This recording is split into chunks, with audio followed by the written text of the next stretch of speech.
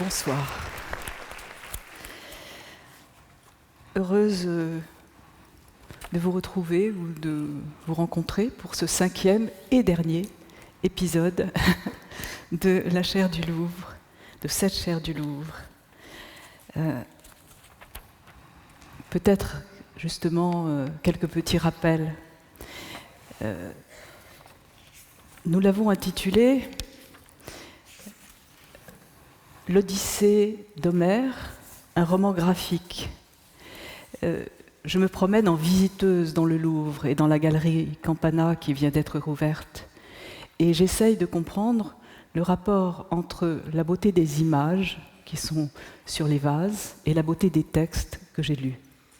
Et j'essaye aussi de comprendre pourquoi il y a des choses qui ne se figurent pas et pourquoi d'autres ne font que se figurer, ou se figurent beaucoup. L'idée, c'est que Homère, et là je me place sous l'égide de Nietzsche, Homère est un jugement esthétique. Il n'a peut-être pas existé, il n'a même certainement pas existé. Il y a des poètes qui se sont appelés Homère, avec des guillemets. Et puis le texte qu'il a écrit, il ne l'a pas écrit. On ne sait pas trop comment ça a été transmis, et tout ça est de la tradition orale plus ou moins bien fixée. Et puis personne n'a jamais parlé la langue d'Homère. Donc on est assez libre. Et l'auteur de l'Iliade et l'Odyssée, c'est un jugement esthétique, nous dit Nietzsche, sous l'égide duquel je vais me mettre tout au long de cette séance. Ça veut dire que nous avons le droit de réfléchir un peu comme nous voulons. Et mon sous-titre, Homère en philosophe, est là pour dire que j'interroge Homère avec mes yeux de philosophe, philologue, vous voyez, ça se bouscule entre les deux, avec mes yeux de philosophe, et que j'attends qu'il me réponde comme un philosophe. Autrement dit, l'ensemble de toutes ces leçons s'est placé sous le signe de l'interaction, ou plutôt de la porosité, entre philosophie et poésie. Et cette porosité, elle est caractéristique, je crois, du cosmos grec, du monde grec, et aussi caractéristique de la langue grecque, qui sont deux choses qui m'ont intéressé tout au long et dans lesquelles j'ai essayé de vous introduire un peu dans un cosmos païen. Voilà, et une langue autre, vraiment autre. L'ensemble de ces leçons a consisté à tenter de construire l'identité d'Ulysse à travers l'Odyssée. Et au fond, nous sommes passés de femme en femme. Être mortel, c'était Ulysse chez la nymphe Calypso, la nymphe aux belles boucles. Il était là-bas depuis 7 ans, elle l'aimait, il l'a quand même aimée pendant 7 ans, mais il voulait partir. Et il a choisi d'être mortel. Être mortel, ça veut dire ne pas être comme Calypso lui proposait,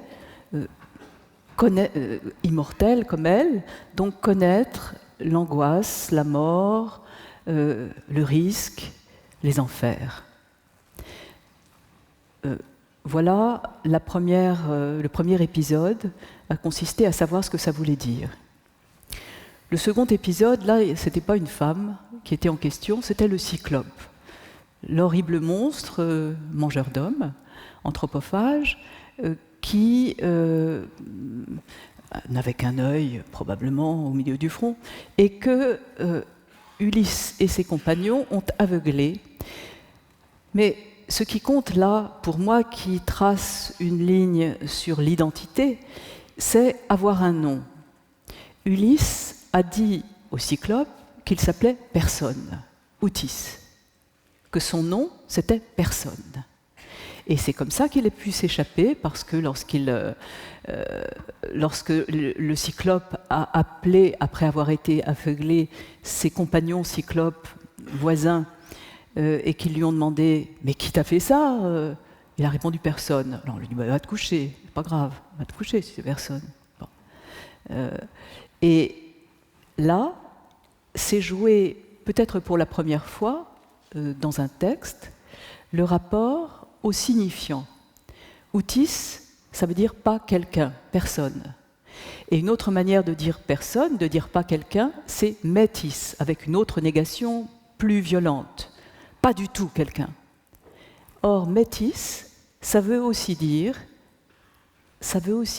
la ruse, la pensée qui sait tourner, qui sait passer là où on ne passe pas, la métisse.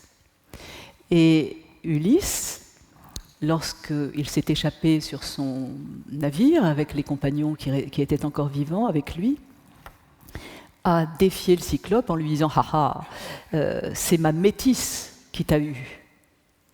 Ma métisse qui t'a fait croire que je m'appelais Outis, personne, et que j'étais personne. » Et donc c'est le premier jeu de mots, véritablement, le premier jeu sur le signifiant, qui est apparu là au moment d'avoir un nom.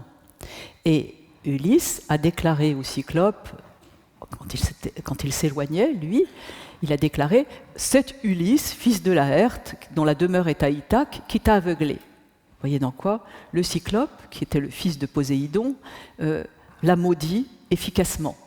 Et Poséidon, depuis, poursuit Ulysse à travers les mers.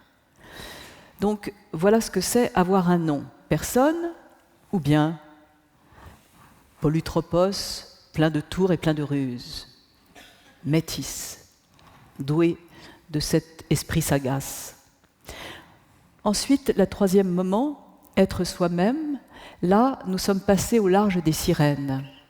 Et Ulysse était attaché à son mât, il était solidement ligoté à son mât, et il avait bouché à la cire les oreilles de ses compagnons rameurs. Et lui pouvait comme ça entendre ce que les sirènes chantaient, sans mourir, sans se noyer, sans aller à leur rencontre.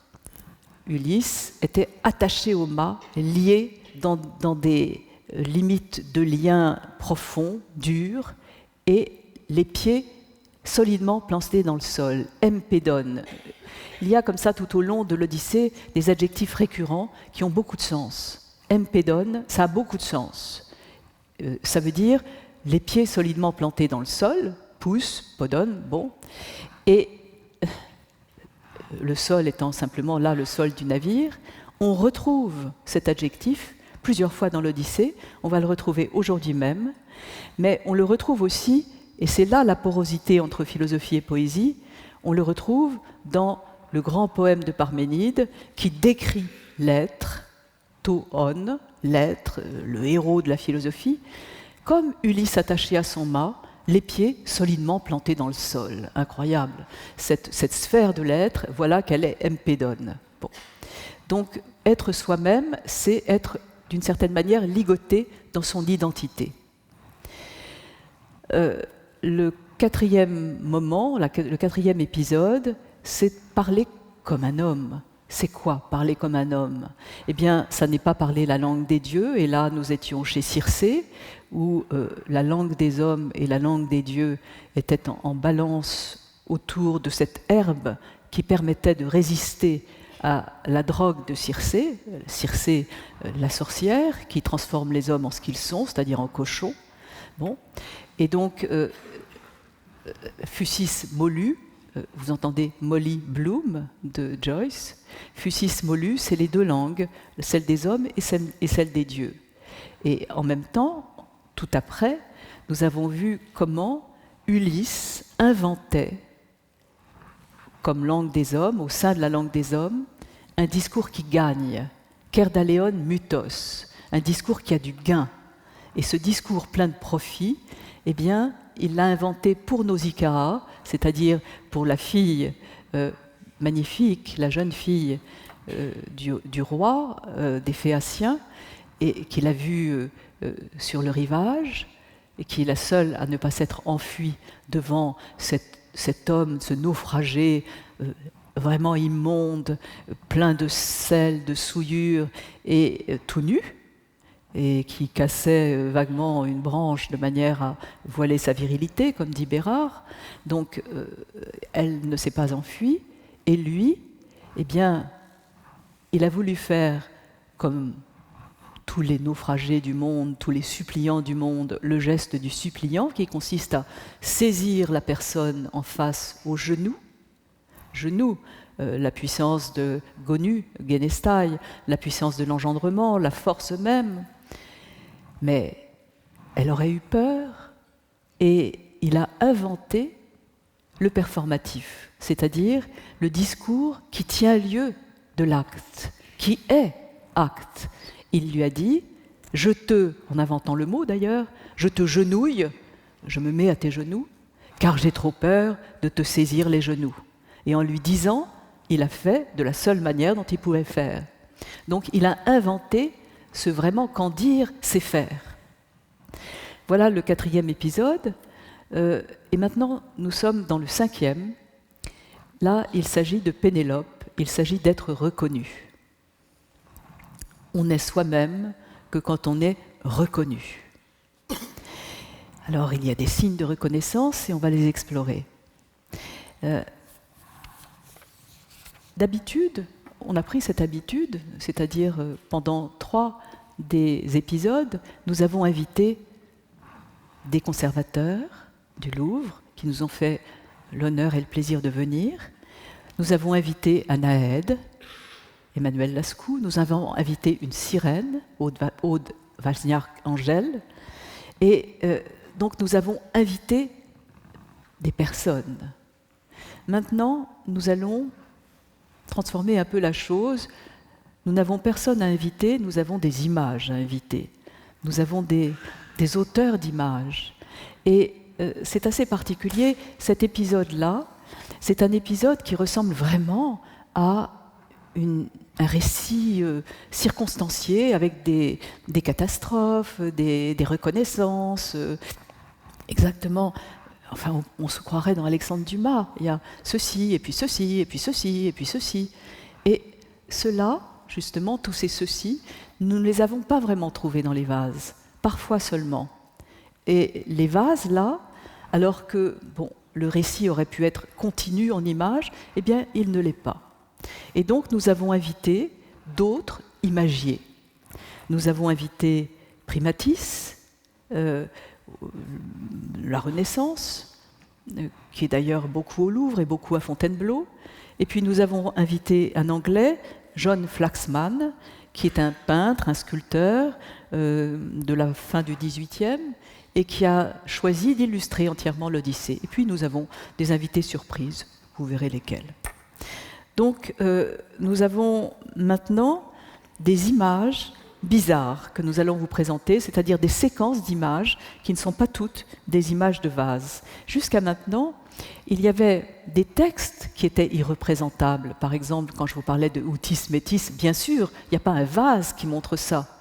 Fusis Molu, la différence entre la langue des hommes et la langue des dieux, il n'y a pas un vase qui montre ça.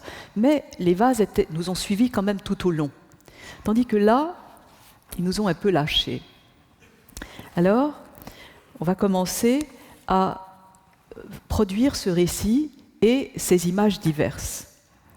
Être reconnu, Pénélope, il y a 2 épisodes extraordinaires dans Pénélope. C'est la manière dont le lit conjugal est enraciné, et c'est leur signe de reconnaissance. Et puis c'est la manière dont Ulysse doit repartir. Alors que ça fait simplement 3 jours qu'il est rentré à Ithaque, après 20 ans, et voilà qu'il repart. Donc on va voir ces épisodes-là, on va insister sur ça. D'abord, le jour du retour. Ulysse arrive, il est déposé par les Phéaciens, qui sont des grands marins, d'ailleurs des fils de Poséidon. Il est déposé sur le rivage d'Ithaque, le jour du retour. Et ce jour du retour, on l'a analysé comme suit.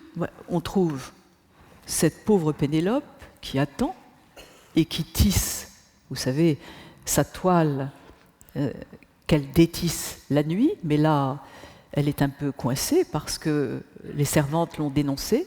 Il y a des mauvaises servantes qui l'ont dénoncée auprès des prétendants. Et donc, maintenant, il va falloir qu'elle se décide. Elle ne peut plus tisser, détisser. Donc, elle est là, avec son fils Télémaque, devant son métier à tisser. Et puis, elle est là, avec les prétendants qui l'assaillent. Et vous voyez que nous sommes déjà dans du pré-raphaélite.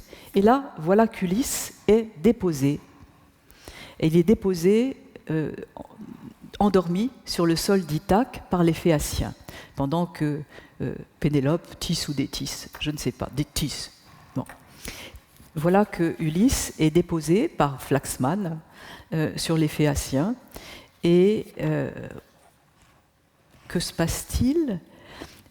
C'est quand même pas très vraisemblable. Il est là, enveloppé, on l'a déposé comme par miracle. Et Aristote, dans la Poétique, dit que même les éléments irrationnels, ta aloga, ceux qui ne font pas partie du logos, les éléments irrationnels de l'Odyssée, comme le débarquement d'Ulysse, ils seraient insupportables, et cela sauterait aux yeux, si la scène avait été faite par un mauvais poète. Mais là, le poète fait disparaître l'absurde, to atopon, ce qui n'a pas lieu, en donnant du plaisir par les autres beautés du texte.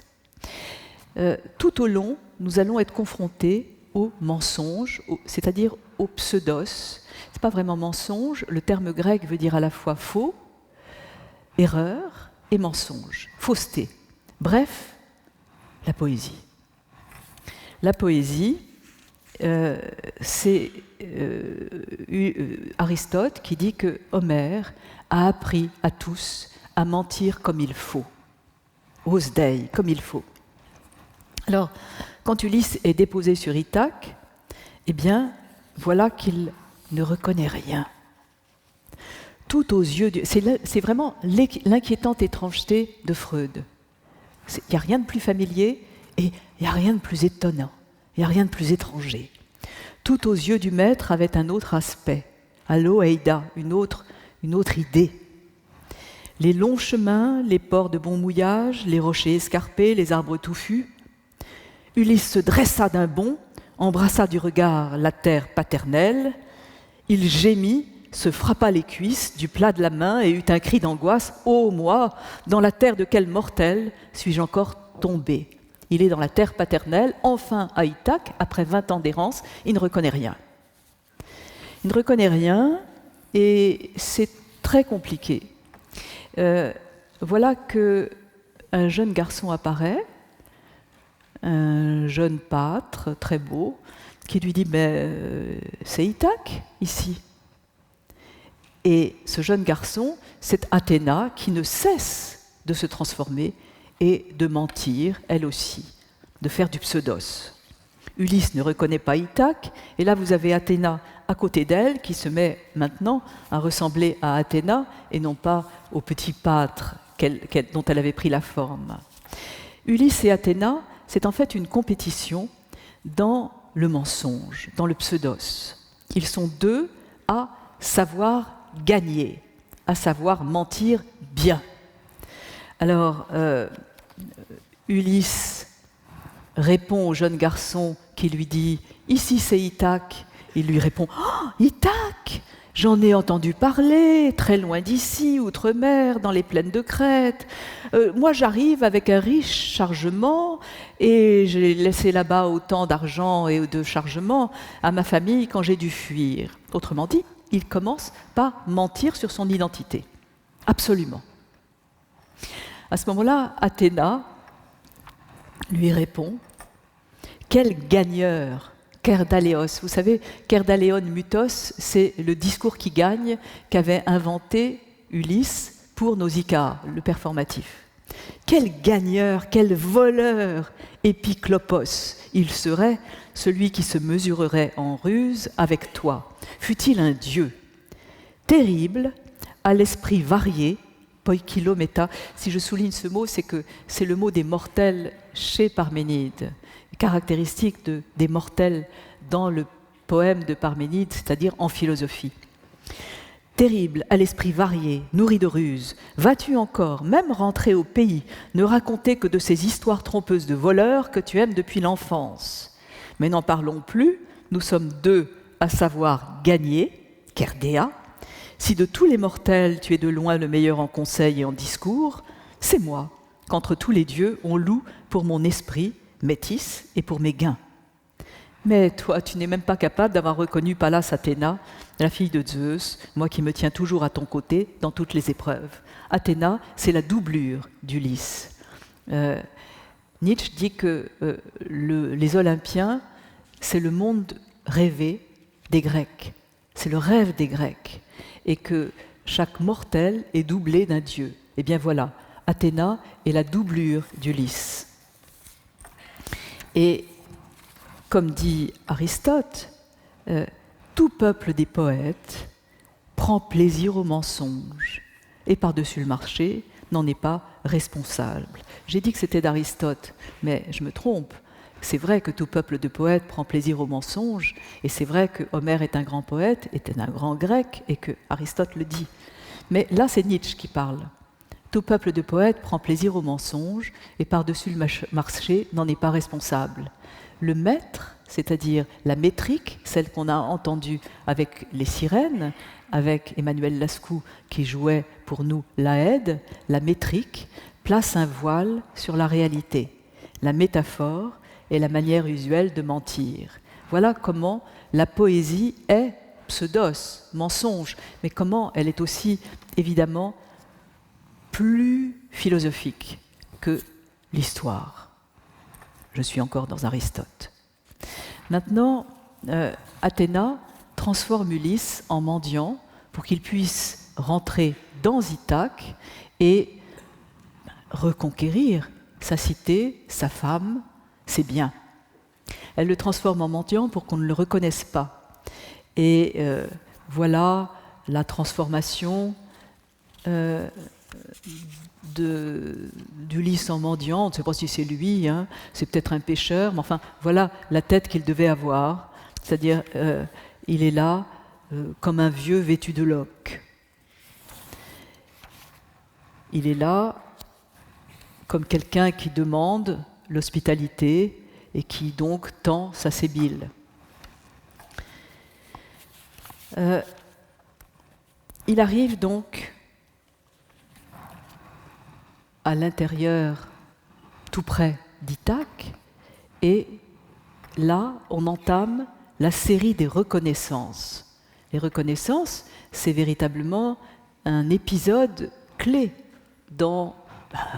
partout, dans tous les romans grecs, dans toutes les tragédies grecques, Édipe, etc. Ils sont tous, à un moment donné, on les reconnaît.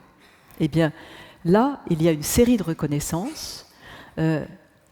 Télémaque, Argos, Télémaque donc le fils d'Ulysse, Argos le chien, Euryclée la nourrice, Pénélope la femme, là ça devient très compliqué, et puis plus tard Laërte le père. Dans cette série des reconnaissances, là c'est assez beau, c'est assez bien documenté dans les vases. Vous voyez ici justement une série de reconnaissances probablement avec Ulysse et son chien Argos, et puis peut-être encore Ulysse, ou peut-être Télémaque, et puis peut-être Pénélope. En tout cas, il y a toutes ces reconnaissances-là. La première, la première telle qu'elle est racontée, c'est celle de Télémaque. Voilà que Ulysse arrive chez Eumée, le porcher, qui est vraiment un type formidable qui a vraiment gardé bien le bétail, qui a bien été fidèle, etc. Et bon, c'est donc un fidèle entre les fidèles. Il reçoit Ulysse en mendiant dans sa maison, il ne sait pas du tout que c'est Ulysse. Et puis ensuite, eh bien voilà que Athéna arrive, nous sommes dans Flaxman, vous voyez, nous sommes dans la fin du XVIIIe, et Athéna touche Ulysse de sa baguette, c'est pas du tout une fée. En fait, ce qu'elle fait dans le texte, c'est qu'elle lui verse la carice sur la tête. Chaque fois qu'Ulysse se baigne, chaque fois qu'il prend un bain, Chaque fois que Athéna lui veut du bien, par exemple quand il rencontre Nausicaa, tout à l'heure, ensuite quand il va prendre un bain pour retrouver Pénélope, bon. À chaque fois, Athéna verse la charis. Charis, c'est ce qu'on a traduit par la grâce chrétienne, mais chairé, c'est la manière de saluer en grec. En latin, on vous souhaite une bonne santé, hein, vale, porte-toi bien. Eh bien, en grec, on vous souhaite de jouir. Chairé, réjouis-toi, jouis. Et la charis, c'est ce qui rend semblable au Dieu des chants du ciel, c'est-à-dire ce qui rend réjoui, beau. Donc, voilà que Ulysse et Télémaque se reconnaissent, car Ulysse est un instant redevenu beau. Beau aux yeux de Télémaque, son fils, qui vient d'arriver chez Eumée. Tu n'étais à l'instant qu'un vieux couvert de loques, et maintenant tu ressembles au Dieu, maître des chants du ciel. Et Ulysse répond, eh bien, tu ne verras jamais plus ici un autre Ulysse, mais celui-ci, moi, tel que, etc. Et puis, la retrouvaille, très 1900, qui ressemble aux traductions de Bérard. Les images des traductions de Bérard. La reconnaissance d'Ulysse et de Télémaque. Deuxième reconnaissance, celle du chien Argos. C'est magnifique. Ulysse est reconnu par son chien, ça a fait pleurer beaucoup de gens, parce que le chien en meurt. Le chien, il est vieux, hein, parce que Ulysse l'a eu tout petit, mais il est parti 20 ans. Donc le chien, il est maintenant couché sur un tas de fumier, il est plein de tiques, et personne ne s'en occupe. Et voilà que il y a un très joli verbe, il sniffe, noeil, ça a donné sniff, schnouf, il respire, il intuitionne, ça passe au vocabulaire des yeux, mais en fait, noeil, c'est le vocabulaire du nez, on sent, c'est l'intuition des dieux aussi. Noésis, noéséos, c'est la caractéristique du dieu d'Aristote. Bon. Donc le nous, le chien, noeil, Ulysse. Il le reconnaît et il tombe mort sur son tas de fumier. Alors, un chien couché leva la tête et les oreilles, alors qu'Ulysse, au cœur vaillant, ce chien, Argos, qu'Ulysse, au cœur vaillant, avait élevé lui-même, au devant du portail, sur le tas de fumier, c'est là qu'il gisait, couvert de tiques. Alors, comme il sentit Énoécène, Ulysse qui s'approchait, il remua la queue et coucha les deux oreilles. Et ça continue, et puis ça se termine. Mais Argos, la mort noire, l'avait emporté vers son destin dès qu'il revit Ulysse après 20 ans. Deuxième reconnaissance. Donc, la troisième maintenant, c'est celle de la nourrice, Euryclée. Euryclée va laver les pieds d'Ulysse. Pénélope le lui demande, de ce vieux loqueteux, mais un hôte dont on lave les pieds, qu'on nettoie. Et bien des autres infortunés sont venus ici, dit Euryclée, qui lave les pieds d'Ulysse. Mais je dis que pas un ne ressemblait autant que toi, par la taille, la voix, les pieds, à Ulysse. Alors elle le lava, en s'approchant de lui, qui était son maître, et aussitôt, elle reconnut la blessure que lui avait faite un sanglier à la blanche défense. Donc ça, c'est une reconnaissance comme on fait dans les tragédies jusqu'à Voltaire, hein, la croix de ma mère. Bon, ben là, c'est la trace, la cicatrice du sanglier. Et Ulysse, reconnu par Euryclée, là, il y a une espèce de conglomérat de reconnaissance. Il y a Eumée et le chien Argos à gauche, mais c'est Euryclée qui le reconnaît. Et puis ensuite, là vous avez à nouveau Euryclée qui lave les pieds d'Ulysse, mais à droite, la femme au beau sein, c'est probablement Pénélope, qui ne veut pas voir, qui ne veut pas voir ce qui se passe pour l'instant. Et puis, d'ailleurs, on lui cache. Et puis, à nouveau les vases, Ulysse reconnu par Euryclée, on s'approche du pied. Et puis, on l'a aussi en dessin, la vieille Euryclée, nourrice d'Ulysse, et Pénélope détourne le regard. Nous sommes chez John Flamand, bon, en 1793, mais c'est pour dire que voilà une fortune. Et puis, dernière pardon, c'est Gustave Boulanger, 1849, Ulysse reconnu par Euryclée, et là, vous êtes à nouveau dans Bérard.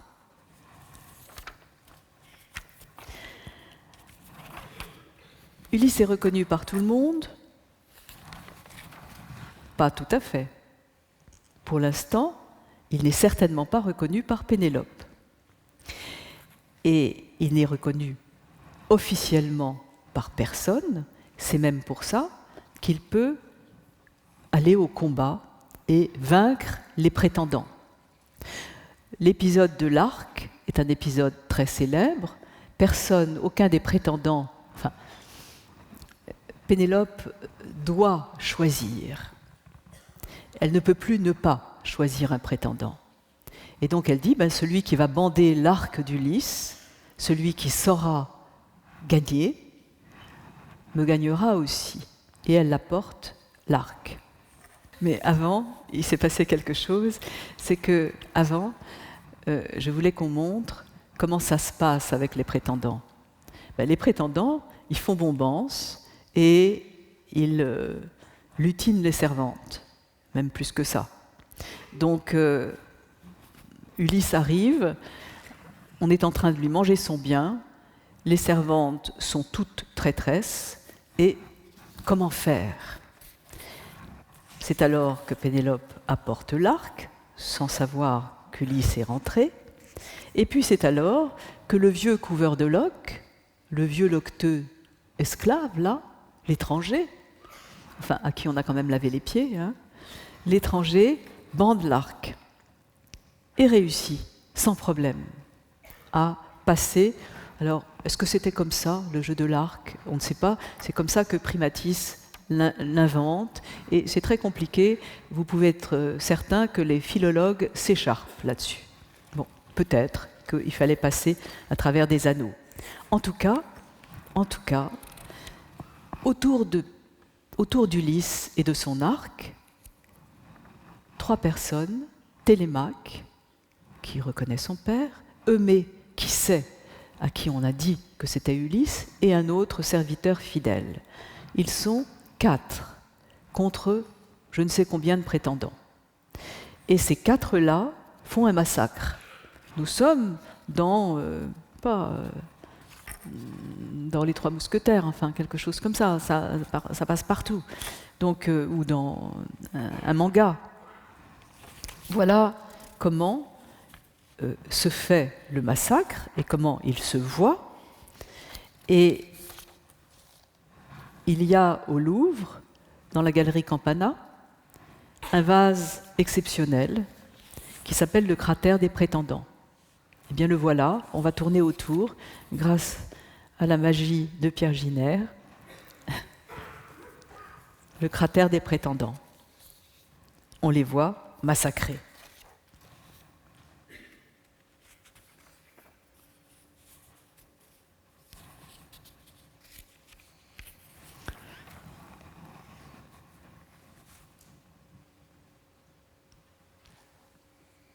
Ils meurent tous, avec des flèches. Il faut comprendre que tous ces prétendants, c'est quand même des jeunes gens nobles qui prétendaient à la main de Pénélope, et c'est au fond les meilleurs de la population d'Ithaque, les plus nobles d'Ithaque et des environs. C'est pas simple de les massacrer tous. Donc, voilà, le massacre est fait. Ulysse fait pendre les servantes qui l'ont trahi. Et Ulysse, Télémaque sont là en tant que Ulysse et Télémaque. Sauf que Pénélope ne l'a toujours pas reconnu. Pénélope ne l'a toujours pas reconnu, c'est la dernière reconnaissance, les servantes l'ont reconnu. L'intendante vient lui dire « Mais si, il est à la maison, c'était lui l'étranger !» Pénélope, qui en a beaucoup rêvé, qui a rêvé d'Ulysse quand il dormait dans la pièce d'à côté, comme un hôte, et qui rêvait qu'il était là, près d'elle, qu'il l'a vu en rêve, qui a fait des rêves, qui pleurait, qui était sûr qu'il était là, mais il n'était pas là. Ulysse ne s'était pas déclaré. 20 ans après, le jour où il est rentré chez lui, il n'a pas dit à sa femme qui il était. Il a continué à mentir, à mentir et à mentir. Donc, voilà comment il ment. On le voit sur les vases, le retour d'Ulysse, vous voyez Pénélope qui pleure, vous voyez Ulysse qui est là comme un étranger, comme un mendiant. Chaque fois qu'Ulysse comme ça, n'est pas droit, mais a plutôt le derrière en arrière, c'est qu'il mendie, c'est que c'est pas lui. Voilà. C'est lui, Ulysse, mais pas déclaré. Vous le voyez ici aussi au musée du Louvre, sur la plaque de Miliau. Et Pénélope pleure.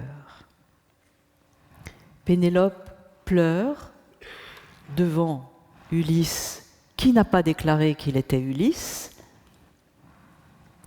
Pénélope n'était pas là devant le massacre, elle était dans ses appartements.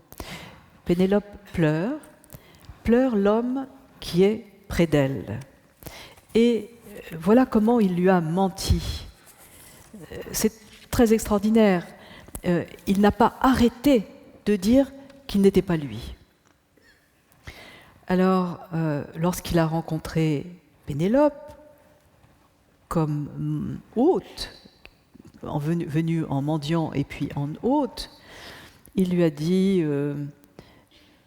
elle lui demande d'où tu viens, qui es-tu, donne-moi ton nom.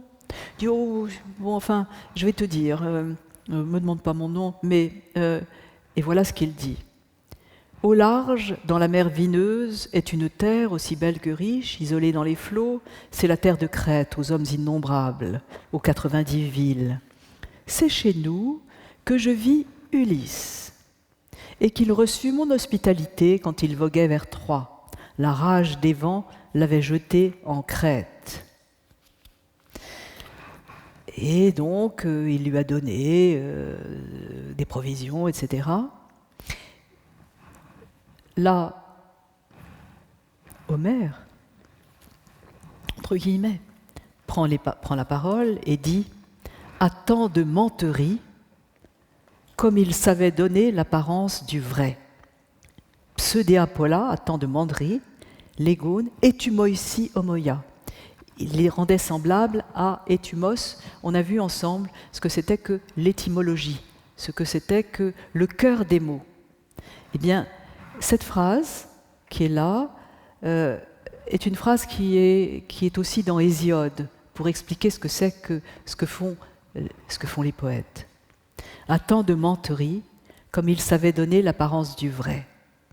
Pénélope écoutait, et larmes de couler, et visage de fondre. Elle pleurait l'époux qu'elle avait auprès d'elle. Le cœur plein de pitié, Ulysse contemplait la douleur de sa femme, mais sans un tremblement de cils, ses yeux semblaient de la corne ou du fer. Pour sa ruse, il fallait qu'il lui cachât ses larmes. C'est avant l'épisode du massacre des prétendants. C'est à l'intérieur du rapport c'est à l'intérieur du rapport entre Ulysse et Pénélope, avant que Pénélope le reconnaisse, et tant que Ulysse refuse d'être reconnu. Pénélope dit Étranger, je voudrais une preuve à ce que tu dis.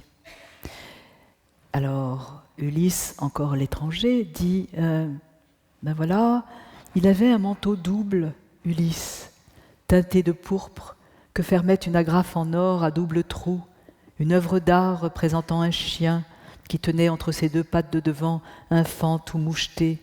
Le faon se débattait, le chien aboyait, et tout le monde s'attroupait pour la regarder. Et puis il avait un très beau manteau, et puis un glaive en bronze, un manteau, une robe qui tombait jusqu'aux pieds. Bon, et Pénélope, oui, c'est lui, cette agrafe brillante, c'est moi qui lui avais donné. Ulysse répond, digne épouse du fils de Laërte, Ulysse, cesse de gâter ce visage si beau, de ronger ton cœur à pleurer ton époux, cesse de gémir et crois à mes paroles, car c'est la vérité sans détour que je te dis. Enfin, il ment tout le temps, hein, mais c'est la vérité sans détour que je te dis. Ulysse va rentrer. J'en ai eu la nouvelle non loin d'ici, au bon pays de Thesprotie. Il vous ramène un gros butin. Je dis la vérité. Voilà. Je dis que tu verras s'accomplir tous mes mots. Oui, cette lune-ci, Ulysse rentrera. Il dit ça, Ulysse, qui n'est pas encore Ulysse reconnu par Pénélope, il dit ça, donc il n'arrête pas de mentir, et en même temps il dit la vérité. Puisque Ulysse, non seulement va rentrer, mais il est là. Alors, à quel moment Pénélope le reconnaît-elle? À quel moment la reconnaissance capitale se fait-elle? C'est ce que j'ai appelé le lit enraciné. La phrase décisive, c'est celle-ci. « Ô femme, as-tu bien dit ce mot qui me torture, qui donc a déplacé mon lit ?» Qu'est-ce qui se passe? Qu'est-ce qui est en train de se passer? Eh bien, Pénélope voit Ulysse, après le massacre des prétendants, lavé, beau, avec la carice répandue sur sa tête, donc vraiment beau, à peu près semblable au dieu des chants du ciel, mais elle refuse de le reconnaître. Télémaque lui dit « Mais enfin, c'est Ulysse !» Tout le monde lui dit « C'est Ulysse !» Non, elle refuse de le reconnaître. Jusqu'à cette phrase. Comment cette phrase arrive-t-elle? Il y a entre les deux époux un signe empédone. Empédone, c'est, vous vous souvenez, le même adjectif qui sert à dire solidement planté dans le sol. Le signe empédone, qu'ils sont seuls à partager, qui est leur signe de reconnaissance, c'est que leur lit est empédone. Leur lit est solidement planté dans le sol. Ulysse a, lorsqu'il construisait sa maison à Ithaque, creusé un olivier, encore en terre, et il a creusé son lit dans cet olivier. Et autour de ce lit creusé, il a construit sa chambre, puis construit le palais. Pénélope et lui sont les seuls à le savoir, et c'est leur signe de reconnaissance. Je vais vous lire l'ensemble de cette scène, là plutôt dans ma traduction, qui est quand même assez belle, je trouve. Ulysse au grand cœur était rentré à la maison. Le baignant, le frottant d'huile, son intendante Eurynomée l'avait revêtu d'une belle robe et d'une belle écharpe. Sur sa tête, Athéna répandait la carice. Sortant de la baignoire, il avança, semblable d'allure aux immortels. Il reprit le siège qu'il venait de quitter en face de son épouse et lui adressa ce discours. « Malheureuse, en toi, d'entre les femmes femelles, les habitants des demeures de l'Olympe ont mis un cœur dur. Nourrice, dresse-moi un lit que je dorme seule, car dans la poitrine, elle a un poumon de fer. » La toute sage Pénélope lui répondit Malheureux, je n'ai ni mépris ni négligence. Je ne suis plus surprise. Je reconnais bien celui qui, loin d'Ithaque, partit un jour sur son navire aux longues rames. Va, Euryclée, dans notre chambre, aux solides murailles, préparer le lit que ses mains avaient fait. Dresse les bois du cadre et mets-y le coucher, les feutres, les toisons, avec les draps moirés. Un lit grec, c'est un cadre dans lequel on met les draps, la toison. Sauf le lit d'Ulysse, qui est là, inamovible, solidement planté dans le sol. C'était là sa façon d'éprouver son mari. Mais Ulysse, indigné, répliqua à sa prudente épouse « Ô femme, as-tu bien dit ce mot qui me torture? Qui donc a déplacé mon lit ?» Le plus habile n'aurait pas réussi sans le secours d'un dieu, car un grand cygne, Méga-Séma, est façonné dans la fabrication de ce lit. C'est moi seul qui l'ai travaillé, personne d'autre.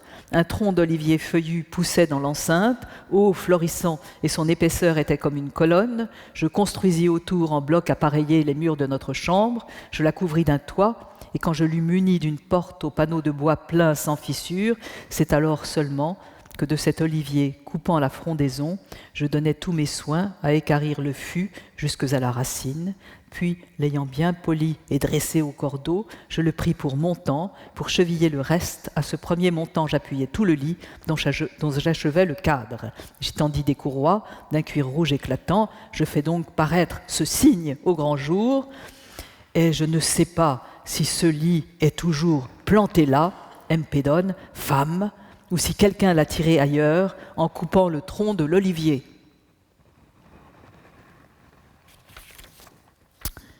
Voilà, ils se sont reconnus. Et maintenant, Pénélope lui entoure le cou de ses bras, elle s'accroche à lui comme une naufragée à la terre, et ils peuvent regagner leur couche et ses droits d'autrefois.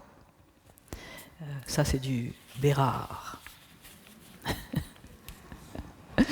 Eurynoé les conduisit dans leur chambre et revint, les laissant au bonheur de retrouver leur couche et ses droits d'autrefois. Donc, retrouvailles d'Ulysse et de Pénélope, happy end, tout est bien qui finit bien, les voilà au lit conjugal. Et, bon, pas très long, hein, vous allez voir pourquoi. Heureusement, Athéna eut l'idée d'allonger la nuit qui recouvrait le monde. Elle retint l'aurore au bord de l'océan. Lorsqu'ils eurent joui des plaisirs de l'amour, ils jouirent des mots, se parlant l'un l'autre. Elle se réjouissait en écoutant, et le sommeil ne vint lui clore les paupières qu'après qu'il eut tout dit. La nuit, on ne sait pas combien de temps elle dure. C'est une nuit d'amour, l'infini dans le fini. Et c'est bien cela qui est dit. Athéna veille pour que le temps soit autre chose qu'une séquence chronique, on va dire, de Chronos. Elle veille pour que Éos retienne son char. L'aurore retient la nuit.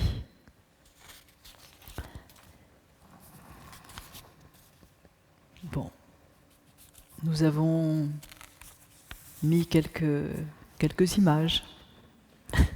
Ulysse et Pénélope du Primatis, Ulysse et Pénélope chez Daumier, Ulysse et Pénélope chez Chagall, avec au-dessus de Pénélope une femme, toutes les femmes peut-être qu'Ulysse a rencontrées dans ses pérégrinations. Et puis, tout pourrait s'arrêter. Heureux qui, comme Ulysse, a fait un beau voyage, comme c'est celui-là qui conquit la toison et puis est retourné plein d'usage et raison, vivre entre ses parents le reste de son âge. C'est du Bellay que vous reconnaissez là. Les regrets. heureux qui, comme Ulysse, a fait un beau voyage, et puis est retourné, plein d'usage et raison, vivre entre ses parents le reste de son âge. Sauf que c'est pas comme ça que ça se passe. C'est pas la fin de l'Odyssée. C'est pas la fin de l'Odyssée. Ulysse est là avec Pénélope 3 jours. 3 jours en 20 ans. Et il repart. Il doit repartir. Et à côté, je trouve, du lit enraciné, qui signifie la conjugalité extrême, eh bien, il faut un extrême ailleurs. Et Ulysse doit repartir. C'est ce que Tirésias, dont il a consulté les mânes aux enfers, lui a dit. Il lui a dit qu'il ne reviendrait chez lui vraiment que quand il aurait... Alors, ça c'est un très beau texte encore. Je vais le lire. Que quand il aurait été suffisamment loin pour qu'on ne connaisse même plus la mer, suffisamment loin de la Méditerranée qui est son monde, pour que personne ne sache ce qu'est une rame. Et voilà ce qu'il dit à Pénélope au moment où il se réveille. Il lui dit « Ton cœur ne se réjouira pas, moi non plus, je ne m'en réjouis pas. Mais Tirésias m'a ordonné d'aller par les villes des mortels en tenant dans les mains une rame bien polie, jusqu'à ce que j'arrive chez des hommes qui ne connaissent pas la mer et ne mélangent pas de sel à ce qu'ils mangent. Ils ne connaissent ni les navires aux joues de vermillon, ni les rames polies, ces ailes des navires. Il m'en donna le signe sûr, je ne te le cache pas. Il faudrait qu'un autre voyageur me demande « Quelle est cette pelle à grains sur ma brillante épaule ?» Alors je devrais, plantant ma rame en terre, offrir de beaux sacrifices au maître Poséidon, et je pourrai rentrer, pour de bon. Et une très douce mort me viendra de la mer. Ou me viendra hors de la mer, personne ne sait exactement ce que ça veut dire. Mais en tout cas, vous voyez, c'est ça l'extrême ailleurs. C'est croiser, qu'Ulysse croise quelqu'un. Lui, il tient une rame sur l'épaule, et que celui qu'il croise lui dise « Quelle est cette pelle à grains sur ta brillante épaule ?» Autrement dit, être si loin de la mer qu'on n'en ait pas idée et qu'on sache simplement ce qu'est la terre. C'est alors que, on peut comprendre, il fera un sacrifice à Poséidon et on peut comprendre que Poséidon s'en satisfasse et lui pardonne enfin l'œil crevé du Cyclope. Là où on ne connaît pas la mer, voilà qu'il sacrifiera à Poséidon et qu'il enseignera ce qu'est la mer.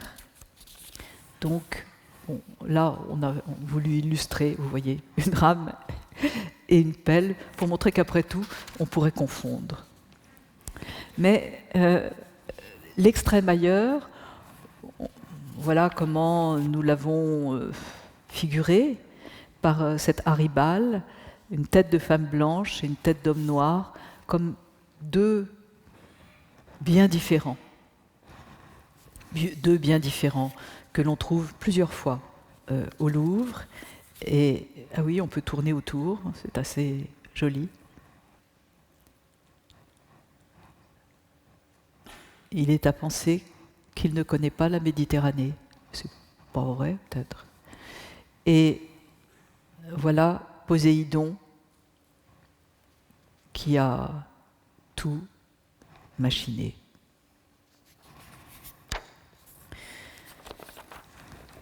Alors, qui est Ulysse, puisque vous le voyez à travers toutes ces séquences identifiées par l'enracinement d'une part et par l'errance de l'autre, par l'enracinement et un encore nouveau départ. Bon, je vous propose quelques phrases pour y réfléchir. La première, très méchante, c'est de Horkheimer et Adorno, La dialectique de la raison, fragment philosophique. Ulysse, c'est le prototype de l'individu bourgeois. C'est déjà l'homo economicus, auquel ressemblent tous les hommes doués de raison, et c'est pour ça que l'Odyssée est une romassonnade. C'est extrêmement méchant, mais c'est pas complètement faux. Vous avez vu comment tous ces épisodes, ces successions, finalement, auraient pu se terminer justement par Ulysse et Pénélope à l'eau de rose.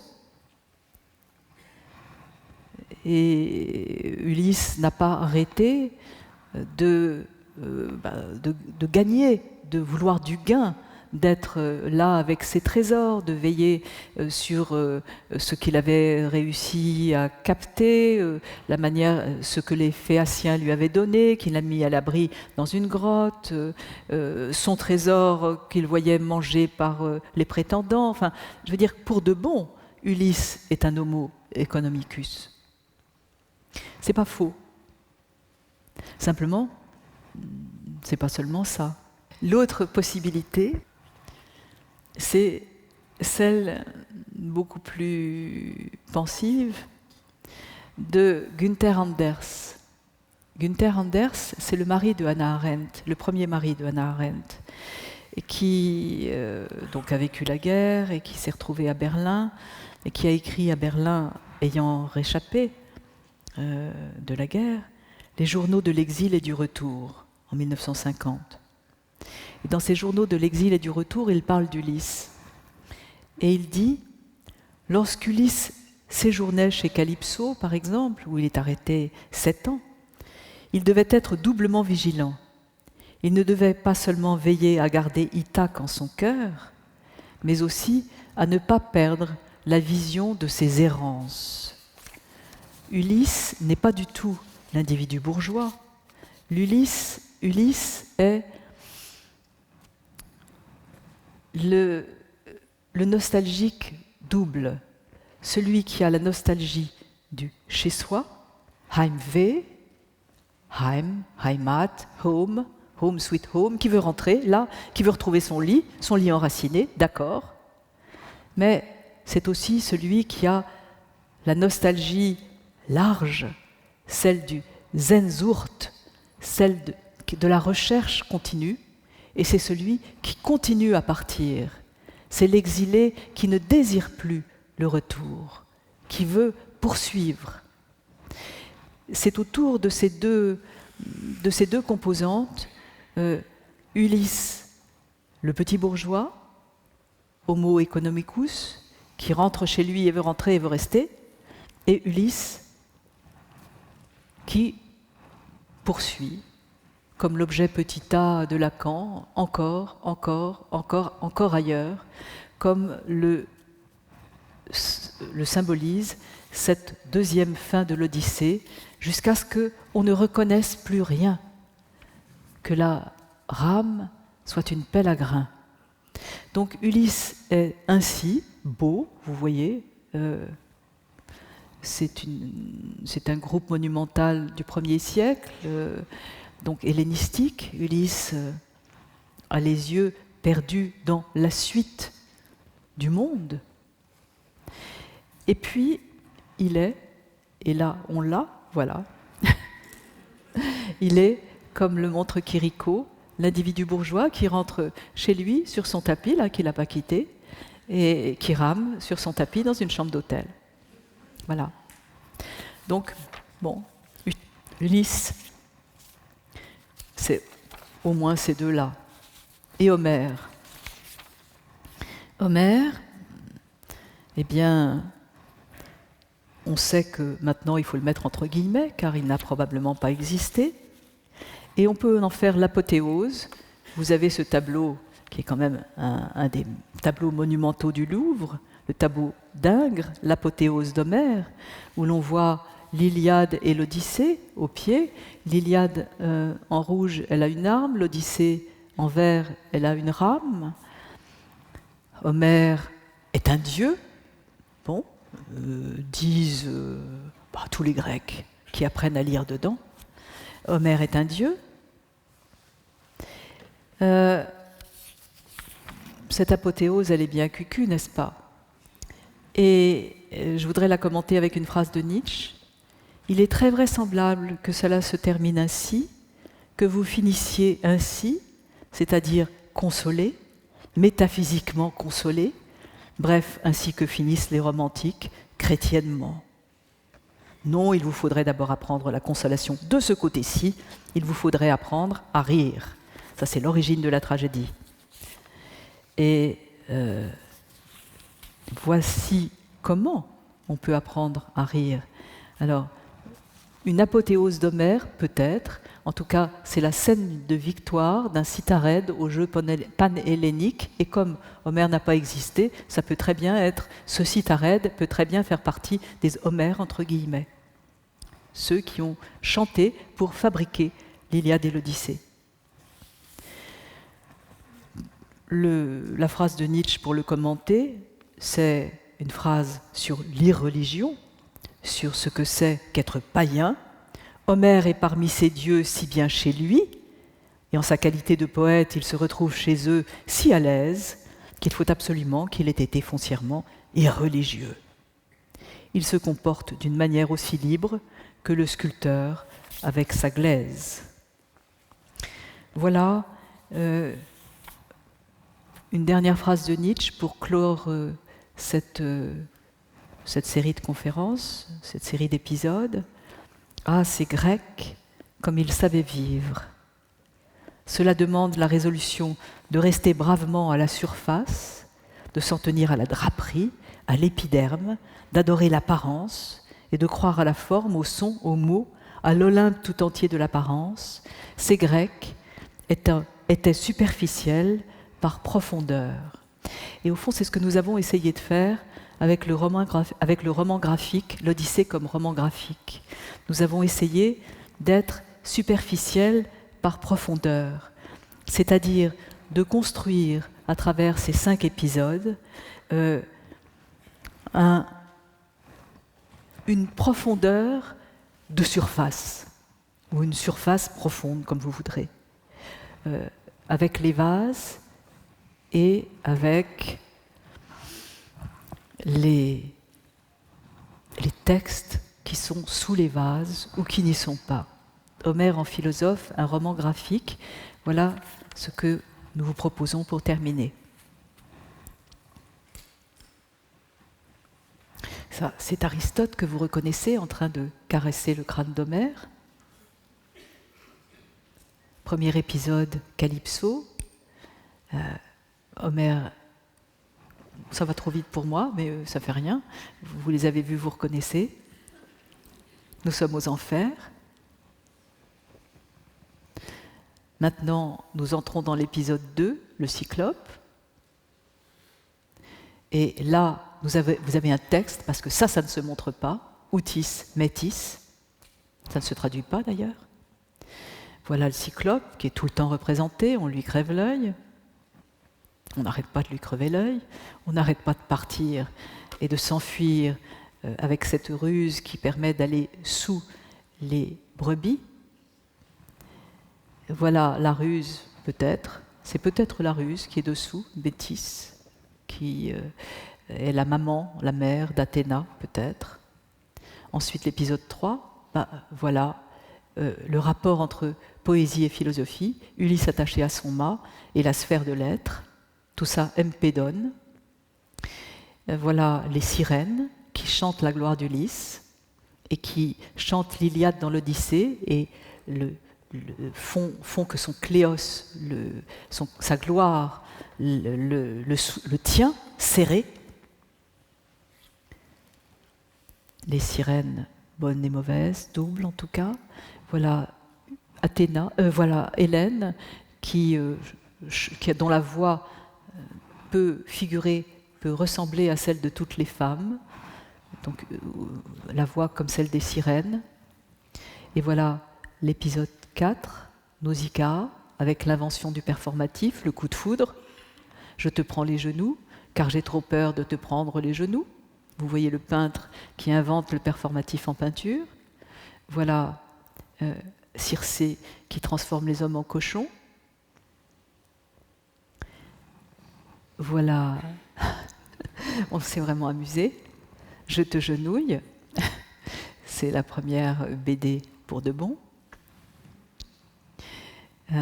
C'est la suite, Nausicaa, comme un lion des montagnes, comme le jeune fût d'un palmier, bref, le cosmos grec. Nous voilà chez Pénélope maintenant, avec le lit enraciné, le vieillard vagabond, on fait ce qu'on peut, les reconnaissances, le massacre des prétendants, et puis Ulysse, l'être, ou bien l'individu bourgeois. Voilà, je vous remercie.